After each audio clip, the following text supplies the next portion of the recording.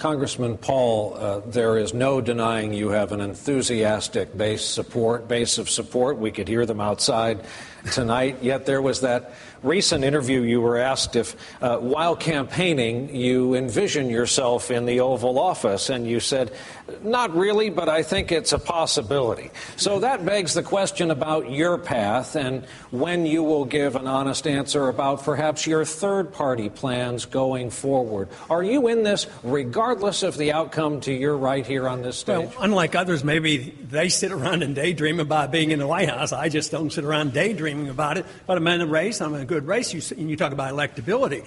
Why don't we take on the first 3 states and take everybody 30 years and under? I'm doing pretty darn well. I'm winning that vote.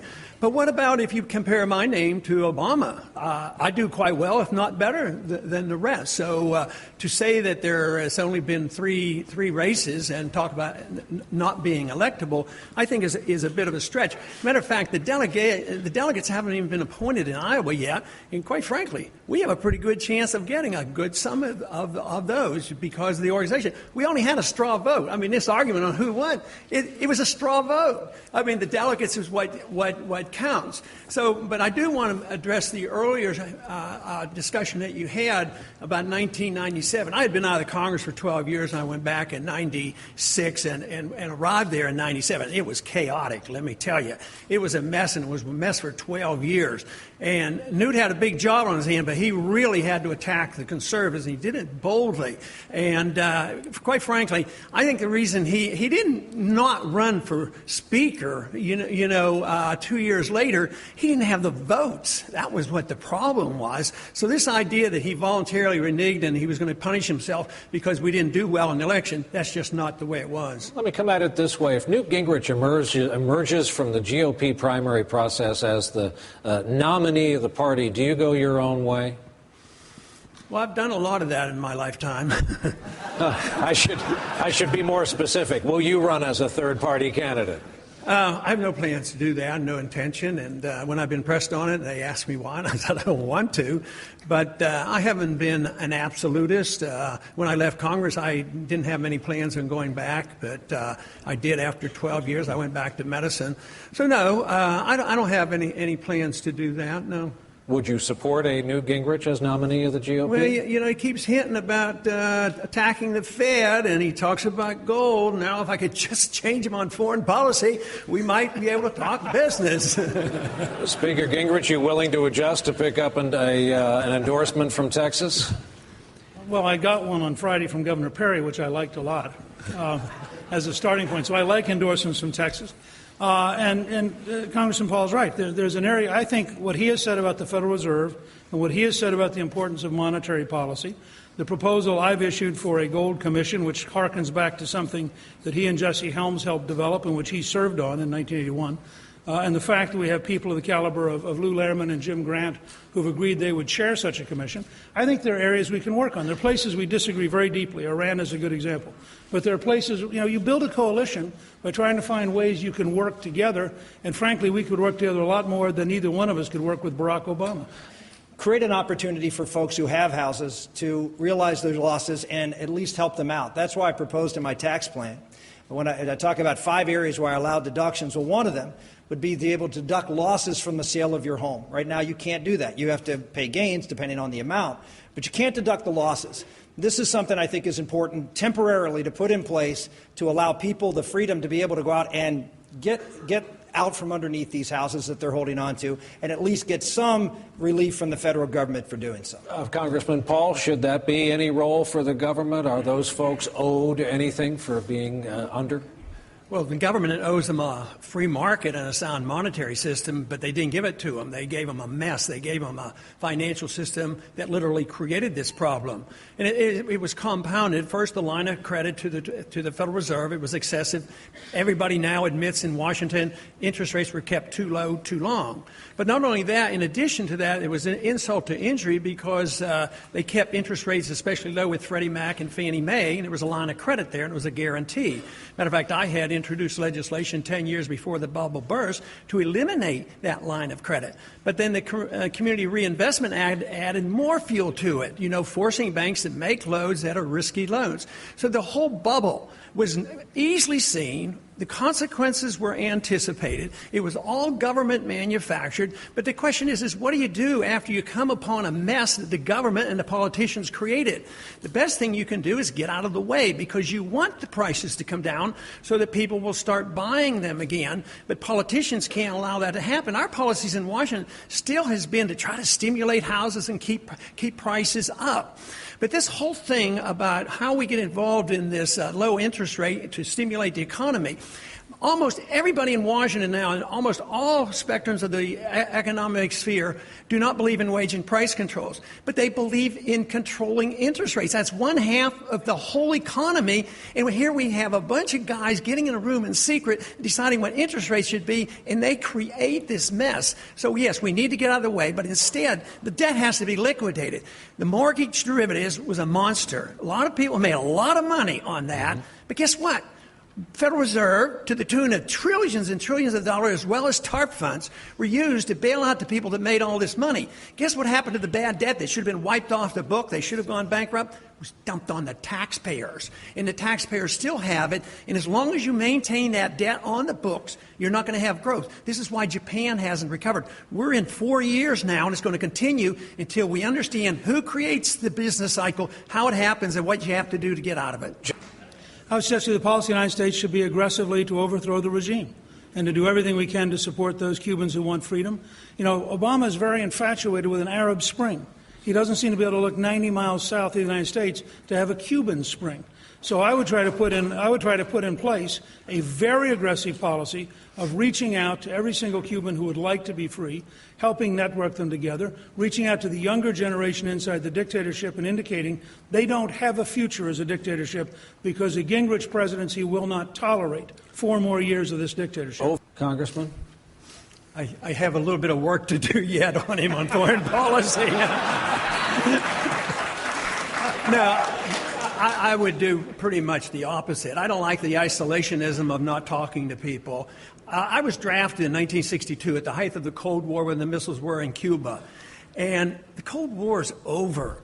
And I think we propped up Castro for 40-some years because we put on these sanctions, and this only used us as the scapegoat. He could always say anything wrong, it's the United States' fault. But I think it's time to quit this isolation business of not talking to people.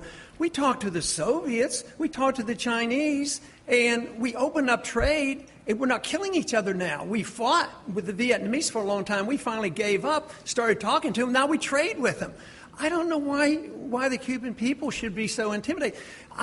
Brad, I don't know where you get this assumption that all of a sudden all the Cubans are coming here. I would have thought they were going to celebrate and they're going to have a lot more freedom if we would only open up our doors and say, we want to talk to you and trade with you and come visit. Sometimes they can't even send packages down there.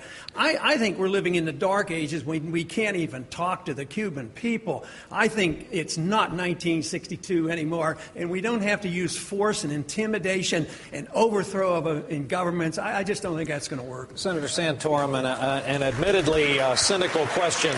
So we ought to have an aircraft carrier in the Gulf, an aircraft carrier, and, of course, the task force with it in the Mediterranean. We want to show Iran any action of that nature will be considered an act of war, an act of terror, and America is going to keep those sea lanes open. So, Congressman? No, what I wanted to get involved in the discussion. No, go ahead. Because the question was, would you go to war? And Mitt said he would go to war. But you have to think about the preliminary act that might cause them to want to close the Straits of Hormuz, and that's a blockade. We're blockading them. Can you imagine what we would do if somebody blockaded the Gulf of Mexico? That would be an act of war. So the act of war has already been committed, and this is a retaliation. But besides, there's no interest whatsoever for Iran to close the Straits of Hormuz. I mean, they need it as much as we do. I mean, so you have to put that in a perspective. But this whole idea that we have to go to war because we've already committed an act by blockading the country, and I don't see. I think Newt is right.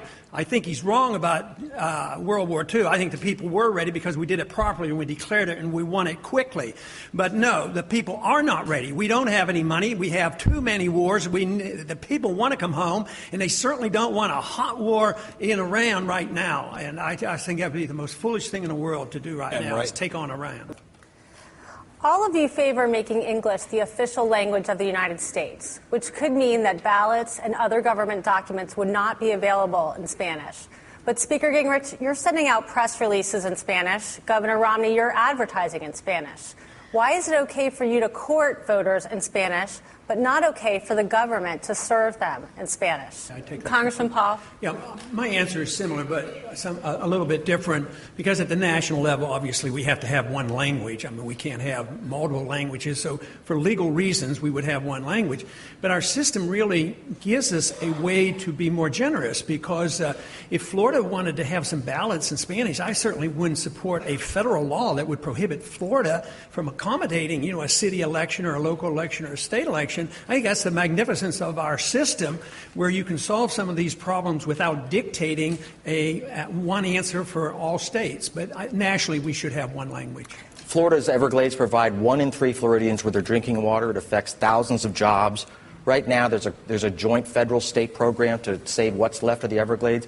Would you commit to continuing that federal financing of the Everglades preservation? Sure. I don't see any reason to go after that. I would still look into the details on whether that could be a state issue or not. But with all the wars going on and the economy is in shambles as it is, and the unemployment, to worry about dealing with that program, we could do it in a theoretical sense, but I would see no reason to complicate things.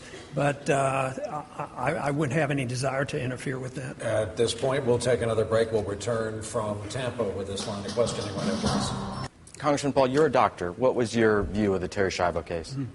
I find it so unfortunate. It's so unusual, too. That situation doesn't come up very often. It should teach us all a lesson to have living wills, or a good conversation with a spouse. I would want my spouse to make the decision, but it's better to have a living will. But I don't like going up the ladder. We go to the federal courts and the Congress and on up. Yes, difficult decisions. Will it be perfect for everybody? Not. But I would have preferred to see the decision made at the state level. But I've been involved in medicine with things similar, but not quite as difficult as this. But usually we deferred to the family, and it wasn't made a big issue like this was. This was way out of proportion to what happens more routinely. But I think it should urge us all to try to plan for this and make sure either that one individual that's closest to you makes the decision, or you sign a living will, and this would have solved the whole problem. We have gentlemen here on the 3 issues that got the Tea Party started, that are the base of the conservative movement now in the Republican Party. And there is no difference between President Obama and these 2 gentlemen. And that's why this election here in Florida is so critical, that we have someone that actually can create a contrast between the president and the conservative point of view. Congressman Paul, are these 2 men in the middle insufficiently conservative for you? Well, I think the problem is nobody's defined what being conservative means. Go ahead. And I think that is our problem. Conservatives means we have smaller government and more liberty. And yet, if you ask what have we done, I think we've lost our way completely. Our rhetoric is still pretty good, but when we get in charge, we expand the government. You talk about Dodd-Frank, but we gave him Sarbanes-Oxley. We gave debts as well, when we're in charge. So if it means limited government, you have to ask a basic question: what should the role of government be? The founders asked that question, had a revolution, wrote a constitution. And they said the role of government ought to be to protect liberty. It's not to run a welfare state and not to be the policeman of the world. And so if you're going to conservative, how can you be conservative and cut food stamps, but you won't cut spending overseas? There's not a nickel or penny that anybody will cut on the conservative side overseas spending, and we don't have the money. They're willing to start more wars. So I say if you're conservative, you want small government across the board, especially in personal liberty. What's wrong with having the government out of our personal lives? So this is what we have to decide: what conservative means, what limited government means. And I have a simple suggestion. We have a pretty good guide, and if we follow the Constitution, government would be very small, and we would all be devoted conservatives. Governor Romney again tonight. So-called Romney Care and so-called Obamacare have been positioned very closely side by side.